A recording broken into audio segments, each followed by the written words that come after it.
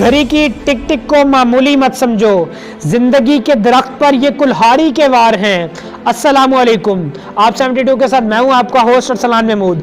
अजीज नाज़रीन, मौत एक अटल हकीकत जिसने आकर ही दम लेना है। जी हाँ नाज़रीन, इंसान जिस कोने में भी चला जाए मौत से नहीं बच सकता, और जिन लोगों ने मौत से बचने के दावे किए और कुदरत को चैलेंजेस किए उनकी मौत ज़्यादा दर्दनाक रही। जी हाँ नाज़रीन, हम अगर बात करें माइकल जैक्सन की, जिसने गायकी की दुनिया में इनकलाब बर्पा कर दिया, लेकिन वो शख्स कुदरत को चैलेंजेस करने का शौकीन था। जी हाँ नाज़रीन, जब बचपन में उसको एक नजूमी ने पेशन गोई की कि उसकी मौत 70 साल की उम्र में होगी, तो उसका ये कहना था कि मेरा चैलेंज है कि मैं बाकियों की तरह 70 या 80 साल की उम्र में नहीं मरूंगा, बल्कि अपनी 150 साल जिंदगी इंजॉय करके मरूंगा। मगर अजीज नाज़रीन, लोगों ने ये देखा कि उसकी मौत कितनी दर्दनाक रही। हालांकि वो ऑक्सीजन टेंट में सोया करता था, 7 से 8 डॉक्टर हर वक्त उसके साथ होते थे, मुंह पर मास्क लगाता था, हाथों में ग्लव्स पहनता था, किसी से मिलता नहीं था और उबली हुई चीजें इस्तेमाल करता था। उसने हर तरफ से अपना ख्याल रखा। मगर अजीज नाज़रीन, जब उस पर मौत ने हमला किया 2009 में, तो उसके अपने डॉक्टर्स कुछ ना कर सके। उन्होंने दुनिया भर के डॉक्टरों को जमा किया, मगर मौत एक अटल हकीकत, उसने आकर ही रहना है। आप जितने भी बड़े मुफक्किर बन जाएं, आप जितने ही बड़े कोई कामयाब सियासतदान बन जाएं, मरना आपने एक दिन जरूर है। जी हाँ नाज़रीन, अजीज नाज़रीन, जब हम बात करें सिकंदर आज़म की, जिसने पूरी दुनिया पर हुकूमत की, लेकिन जब वो गया तो वो अपने साथ क्या लेकर गया?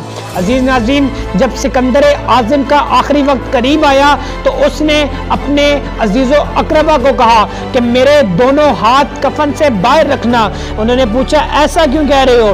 कहा लोगों को ये पता चले कि जब सिकंदर दुनिया से गया उसके दोनों हाथ खाली थे, और कफन से बाहर इसलिए रखना कि लोग खाली हाथों को देख सकें। और फिर इसी पर किसी शायर ने कहा था कि उजड़ गया वो बाग जिसके लाखों माली थे, सिकंदर जब दुनिया से गया उसके दोनों हाथ खाली थे। जी हाँ नाज़रीन, आपने देखा कि सिकंदर आज़म, सिकंदर यूनानी और माइकल जैक्सन, जिन्होंने इस दुनिया को फतह करने का सोचा, उनको भी मौत खा गई।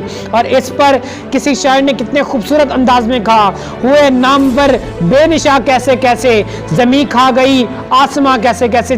और इस पर किसी ने क्या खूबसूरत शायरी की। शायर कहता है, डरता हूँ मौत से मगर मरना ज़रूर है, लरसता हूँ कफन से मगर पहनना ज़रूर है, हो जाता हूँ गमगीन जनाजे को देखकर, लेकिन मेरा जनाजा भी उठना ज़रूर है, होती है बड़ी कपकपी कब्रों को देखकर, पर मुद्दतों इस कब्र में रहना ज़रूर है। जी हाँ नाज़रीन, कब्र में जाना तो ज़रूर है, मगर कब्र की तैयारी किस अंदाज से करनी है, ये आज इस दुनिया में बहुत कम लोगों को पता होता है। जी हाँ नाज़रीन, और इस पर एक और शायर कितनी कमाल की खताती करता है। वो कहता है, हम मर गए तो सबको दफनाने की फिक्र होगी, किसी को कब्र तो किसी को ले जाने की फिक्र होगी, मेरा नाम पुकारा जाएगा मस्जिद के मुनारों में, और कहीं देर ना हो जाए जनाजे की फिक्र होगी।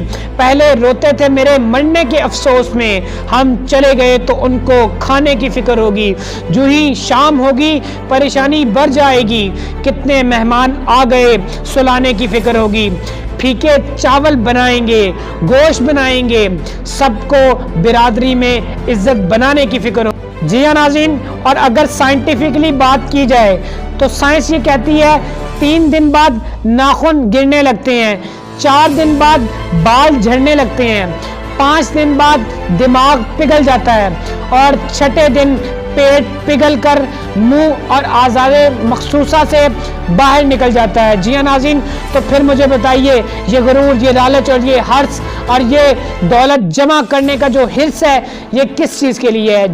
मगर साइंस के एक दूसरे एस्पेक्ट से बात की जाए तो उससे आपकी हिम्मत, दलेरी, जुर्रत और बहादुरी में इजाफा होगा।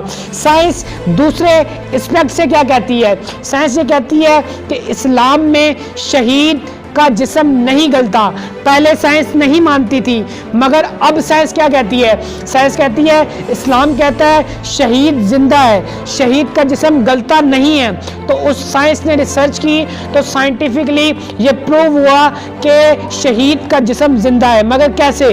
سائنسدان جب اس پر بیٹھے، انہوں نے ریسرچ کی تو یہ چیز پتہ چلی، شہید جو ہوتا ہے وہ موت کے وقت اس پر جو کیفیت طاری ہوتی ہے، اس کی وجہ سے اس کے جسم میں ہارمونز پیدا ہوتے ہیں، جس کی وجہ سے اس کا جسم نہیں گلتا۔ جی ہاں ناظرین، اور یہ بات بہت بڑی ہے کہ شہید جو ہوگا، جو اللہ کے راستے پر فنا ہوگا، اللہ تعالیٰ اس کے جسم کو بھی ویسا کا ویسا خوشبودار رکھے گا۔ جی ہاں ناظرین، اور اگر اس پر بات کی جائے کہ کوئی چھوٹا بچہ اگر مرتا ہے تو وہ پچھلوں کے لیے تو غم چھوڑ جاتا ہے، مگر اللہ تعالیٰ اس کے لیے آگے جنت کا ٹھکانہ رکھتا ہے۔ اور اگر پیچھے کی بات کی جائے تو والدین کو فی الحال صبر کرنا تو مشکل ہوتا ہے، مگر اس بچے نے آگے جا کر والدین کے لیے بھی سامان آسانی پیدا کرنی ہوتی ہے۔ جی ہاں ناظرین، مسلمان موت سے ڈرتا نہیں، بلکہ مسلمان موت کی آنکھوں میں آنکھیں ڈال کر بات کرتا ہے، اور اسے موت سے کوئی خوف نہیں ہوتا۔ وہ یہی سمجھتا ہے یہ جہاں میرے لیے کچھ نہیں، سب کچھ میرے لیے اگلا جہاں ہے۔ ارطغرل غازی جس نے سلطنت عثمانیہ کی بنیاد رکھی، وہ کہتا ہے مجھے موت کا خوف نہیں، مگر مجھ پر وہ آخری سانس حرام ہوگی جس سے پہلے میں نے ہتھیار ڈال دیے۔ جی ہاں ناظرین، موت کی آنکھوں میں آنکھیں ڈال کر جینا ہی سب کچھ ہے۔ پھر کہتے ہیں یہ بہت پرانی بات ہے، اب کی بات کرو۔ میں نے کہا 1965 کی وار، پاکستان ورسز انڈیا، مسلمان پاکستانی فوجی اپنے جسموں پر بم باندھ کر ٹینکوں کے آگے لیٹ گئے۔ یہ کیا تھا؟ مسلمان موت سے ڈرتا نہیں، اس کے لیے سارا کچھ اگلا جا ہے، اس نے قبر میں بھی یہی چیز دیکھنی ہے۔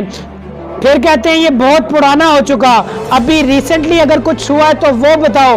تو میں کہتا ہوں پھر سنو، ابھی تازہ علامہ خادم حسین رضوی جو موت کی آنکھوں میں آنکھیں ڈال کر بات کرتا تھا، وہ کہتا گیا ستم گر ادھر آ، ہنر آزمائے تو تیر آزما ہم جگر آزمائے۔ ناظرین، اور علامہ خادم حسین رضوی یہ بھی کہتے گئے، نہ منہ جھکا کے جیے نہ سر جھکا کے جیے، ستم گر کی نظروں سے نظریں ملا کے جیے، اب ایک رات کم جیے تو کم ہی صحیح، یہی بہت ہے کہ ہم مشعلے جلا کے جیے۔ اور میرے اسپرچل ٹیچر اقبال علیہ رحمہ موت کے بارے میں کیا کہتے ہیں؟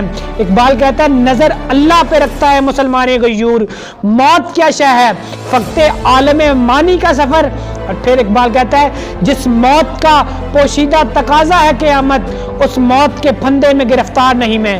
جی ہاں ناظرین، اقبال کہتا ہے جس موت کے پھندے میں آگے قیامت ہے، تو قیامت تو مسلمانوں کے لیے عید کا دن ہوگا، اس دن مسلمان غازیوں کی طرح جنت کا سفر کریں گے۔ تو اقبال کہتا ہے میں ہتھکڑی لگوا کے گرفتار ہو کر نہیں جاؤں گا، بلکہ خوشی خوشی موت کی طرف بڑھوں گا۔ میں نے کہا اقبال آسان نہیں کر دیتا۔ اقبال کیا کہتا ہے؟ موت کا کیا، موت تو آنی ہے، جس حد سے گیا وہ مقتل میں وہ شان سلامت رہنی ہے۔